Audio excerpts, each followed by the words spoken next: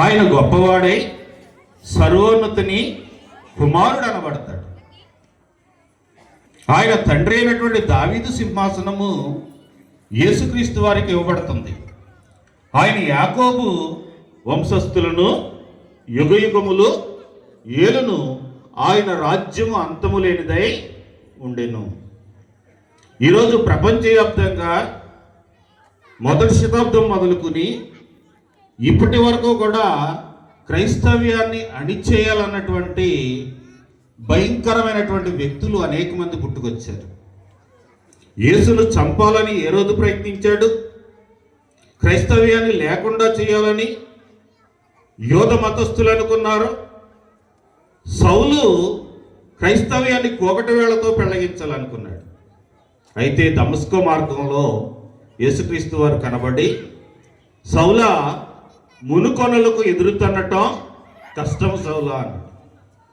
గనుక ఈరోజు అనేక మంది క్రైస్తవ్యాన్ని ఏదో పెళ్లగించేయాలనుకుంటున్నారు, కానీ ఆయన రాజ్యము అంతము లేనిదై ఉంటుందంట.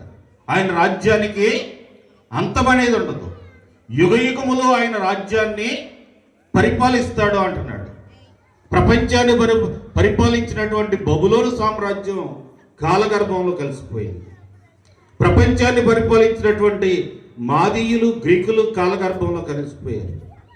ప్రపంచాన్ని పరిపాలించినటువంటి రోమన్స్ కాలగర్భంలో కలిసిపోయారు.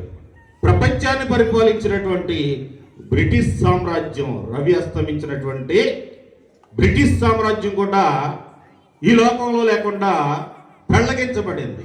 కానీ క్రీస్తు సామ్రాజ్యం దినదినము తేజోవంతమై కోట్ల కొలది ప్రపంచంలోనే అత్యధికమైనటువంటి సంఖ్య కలిగినటువంటి వారిగా క్రైస్తవ్యం విస్తరించిందంటే అది సామాన్యమైనటువంటిది కాదు.